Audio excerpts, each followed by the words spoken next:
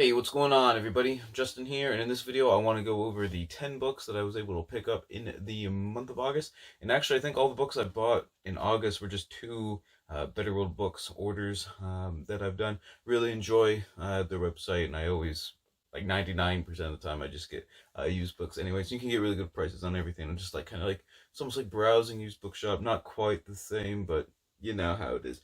But anyways, I think I got 7 nature books and 3 history books and 0 fantasy books. So as this is like the writing on the wall, everyone. I'm telling you, when I get to the unhaul, it's gonna be sad when, my fantasy section kind of turns into like a couple fantasy shelves. But anyways, let's just go ahead and get started. We'll start with the 3 history books just because it'll be a little bit faster. And the first one's actually a really popular one that I saw for the History Challenge readathon event that went on in the month of August, and it's Cleopatra Alive by Stacey Schiff, and it won the Pulitzer Prize. I think it was 2010, I want to say, yeah, 2010 or 2011, the Pulitzer Prize.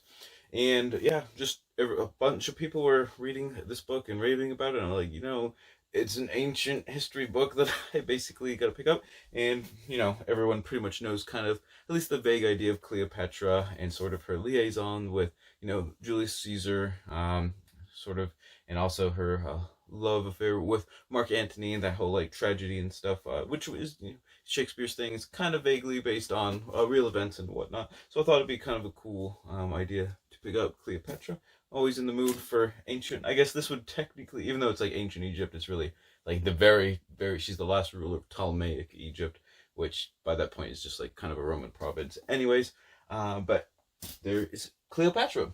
The other one I picked up, or I say the other one, there's actually 2 more, but this one, when I saw it, I thought it was actually really cool. A More Perfect Heaven, How Copernicus Revolutionized the Cosmos by Deva Sobel, I should say. And this is all about, the Nicholas Copernicus, the kind of the guy during the Renaissance era, I guess maybe a generation or 2 after the kind of the Renaissance era, going, yeah, we should get away from the Ptolemaic system. That's kind of a weird, kind of like a link between the 2 books. Getting away from the Ptolemaic system, where like Earth is sort of the center of the or the universe and the solar system. The sun and the other planets revolve around the Earth, and he's like, Copernicus is kind of like, yeah, the evidence kind of actually shows the opposite, and the math kind of shows the opposite. And I've been trying to read a little bit more on biographies and stuff. I think earlier this year, I want to say like in March or April, I read kind of like not really a biography, but a little kind of vignette sort of on Galileo Galilei, and I think that's going to go along really good with this one. And I don't really know much about Copernicus himself, other than, he kind of, put forth the heliocentric theory, and he didn't publish anything like during his lifetime because he was afraid of the church and stuff. So that's pretty much all I know about it, so I'm kind of excited to learn a lot more. And the last history book that I picked up is one of these National Geographic really big books, and it's Mystery of the Ancient Seafarers, Early Maritime Civilizations by Robert Ballard. I thought this was really cool because it's all about like the Phoenicians and the Minoans and the Mycenaeans and stuff. And this author is a pretty famous author for, he's pretty famous for a lot of his like sort of ancient shipwreck discoveries that he's found and kind of like excavated and stuff like that. So underwater archaeology, which I think is really cool, as you can see kind of in the background there. And like I said, it's kind of about like the Mycenaeans and the Minoans and stuff, which I don't think get enough press coverage as they should. Just really cool ancient Near Eastern civilizations, pretty much the first seafarers, at least in the West anyways, and just need to learn more about them. Alright, so let's go on to some of the nature books. I got one I'll save for last, but then the other ones, I guess we'll just kind of just go whatever I grab here. The first one here is going to be Crow Planet, Essential Wisdom from the Urban Wilderness by Leonda Haupt. I hope I can pronounce that one well, but don't know anything about this book, but someone recommended it to me in the comment section when I was asking for, I think it was like bird recommendations or animal recommendations or animal book recommendations and stuff. So I saw it like real cheap, and I was like, I'm definitely just pretty much gonna pick it up. I do have another book on crows, or crows and ravens, and then there's a 3rd book on just ravens that I want to pick up as well. So I'm gonna have like a little kind of crow and raven selection sort of going on, and I think this is all about basically how crows are adaptable And since they're kind of like a general species, they seem to do well even like amidst like human destruction of the environment and whatnot. And that's why you always have like kind of crows around like cities and pretty much everywhere. But also, I'm hoping there's like other stuff as well, because Caledonian crows from New Zealand and stuff are like among the smartest of bird species, which bird species in general are actually quite smart in the animal kingdom. But Caledonian crows, for example, can make different specialized tools for getting different kinds of insects out of like whether that's like bark and stuff, or like tree stumps and bark and all that kind of cool stuff, making kind of like a little like saw almost out of the can't remember, piranha plant or something like that. Piranha. I don't know. It's probably really common in like Australia and New Zealand, but being like in North America, I don't know it off the top of my head. But anyways, and they kind of like learn new. They've done like experiments and tests on them where they build like little not traps, I should say, but like little puzzle boxes and stuff, and they're eventually able to like solve them. So I think that's really cool. But anyway, so there is Crow Planet. Before I start just like babbling on about how cool like crows and birds and stuff are. All right, I got 2 books by Bernd Heinrich. I want to read his entire bibliography. You follow my channel a lot, you'll probably get tired of me talking about Bernd Heinrich, who is kind of like a vaguely local-ish. He's a Maine author, Maine in Vermont, I guess. Just natural historian who's done a lot of really cool stuff. He's written a lot of books, and I've really enjoyed. I think I've read 3 of them so far. He wrote The Homing Instinct: Meaning and Mystery in Animal Migration. And this is obviously all about the different migratory patterns of animals, whether that's, I don't know if this is going to cover, or I guess I should say, I don't know which animals he's going to kind of talk about, or if it's going to be more of a, I assume there's going to be lots of vignettes and, just like little species kind of specific overviews and stuff. But for example, the monarch butterflies, it took literally like almost, years and decades for people to realize all of them, or not all of them, but a big population of monarch butterflies, migrate to those mountains in Mexico and stuff. And then obviously with like ocean animals, besides just, always kind of like, you always think of like, animal migrations with flying animals, like whether that's butterflies and birds and stuff, just think of just around my house, there's tons of like warblers and stuff that stay just for the summer and then they kind of like leave and whatnot. But also lots of land migrations, ocean migrations, stuff like that. So it's gonna be cool. I know it is. He's a really cool author, writer. Definitely check him out. And then the other one is more of a personal one for him. It's the Geese of Beaver Bog. And this is when he basically took care of some geese that were like in his like local neighborhood, and I'm not exactly sure if it's kind of like a memoir or what. It says in the summer 1998, award-winning writer and biologist Bernd Heinrich, I don't know why I can't say his name, found himself as the unwitting but doting foster parent of an adorable gosling named Peep. Good-natured, spirited Peep drew Heinrich into her world, one he found to be filled with as much color and drama as that of her human counterparts. So it's kind of goes on. It's just kind of like a deep dive into the lives of geese of kind of western woodland Maine. Actually, though he might have been in Vermont at this time, but it's still, I'm going to count it as like kind of a local history almost. So anyways, there's Bernd Heinrich's little deep dive into, the lives of geese.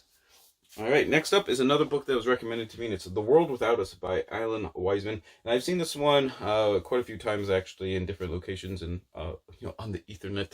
But it's all about if humans were to just sort of, die off and disappear, or we kill ourselves or whatever, just in like a war or whatever, what would happen to the rest of the world.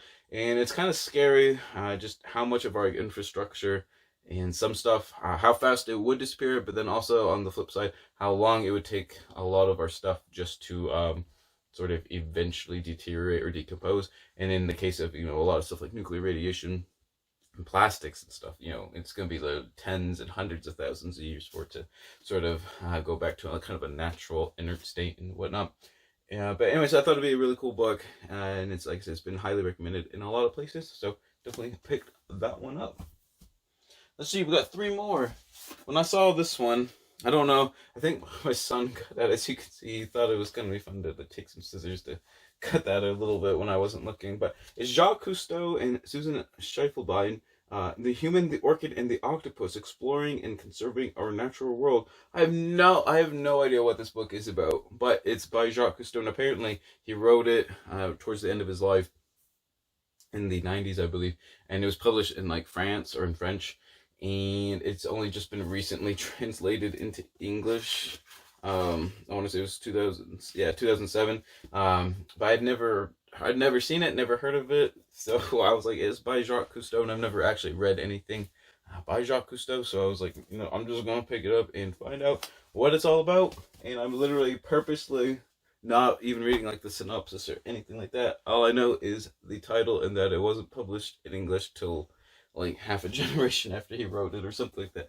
So that's all I know about it. Next up is Philip Hoare's The Whale in Search of the Giants of the Sea. One reason I bought it was just the cover. I thought the cover of the Orca the Grey, blue and narwhal whale was just really cool. Actually, I'm not sure if that's, I'm not sure if that's a blue whale. I'm not sure what that one actually is. I probably have to look up. I don't know if it's going to say, well, he's got some of them like written down and stuff, but anyways, aside from that's beside the point. It says just, essentially a natural history of whales. I read a book called War of the Whales a couple months ago that kind of piqued my interest in whales, and that one was more about how the United States kind of naval research and stuff kind of messes up the acoustics are so loud that they're experimenting with, kind of really messes up just the minds of whales, and they beach themselves sometimes just because it's so loud and obnoxious, essentially, that they kind of get confused and disoriented and whatnot. But anyways, I wanted to learn more just about sort of just a history of whales, and whale evolution is touched on in a lot of my other natural history books, but it's kind of, it's always just sort of touched upon as just kind of an example of evolution rather than like a deep dive into, the whole like history of whales and stuff. So I've just like read about it a bazillion times, but never like, it's always just been kind of like a gloss over the surface. So I wanted something a little bit more in depth. So, it won the Samuel Johnson Prize for nonfiction. I have no idea what that prize is, but the only thing that means it's probably halfway decent. So I picked that one up. And lastly, this one is sort of like a local natural history cool book. Never heard of it until I saw it, but it's Allagash, Maine's Wild and Scenic River by Dean Bennett. And this is like one of the last, I think it's considered the last pristine waterway on the East Coast, or at least east of the Mississippi River. And the Allagash is in western Maine, which, if you know anything about Maine, there's literally nothing in western Maine. There's just like hundreds of miles of like deep woods and stuff. But it's got a lot of like cool information and stuff.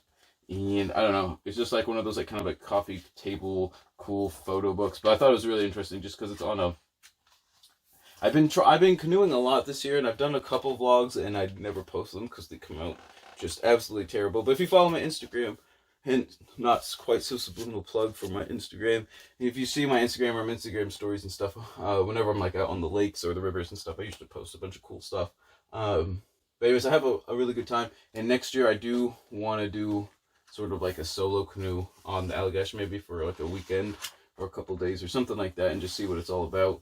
But anyways, really cool, awesome book. I'm really glad I was able to find it. Plus, like I said, it's kind of like a local history type, natural history type thing. So I was really excited when I saw that. So those were the 10 books that I picked up in the month of August. So tell me what you think of any of the authors, any of those titles, if they sound interesting to you. And if you can remember what your favorite title that you picked up in the month of August, if you can remember what that is, leave a link down below. Because I always say leave a link down below. Leave a comment down below, because I'm always excited to find new books. Like I said, I think 2 or 3 of those, at least 2 of them that I can think of right off the top of my head, or like direct, recommendations from people. So I'm always on the lookout for just really good books that other people have already read, that way I don't have to vet them quite as much, just take it on your guys' word. I trust you guys quite a bit. So thank you for those ones, for those who recommend those in the past. So don't forget to like, comment, subscribe, all that cool stuff. I already plugged the Instagram. Also, I have Twitter, but it's kind of dead. But if you want cool stuff like this, you want cool random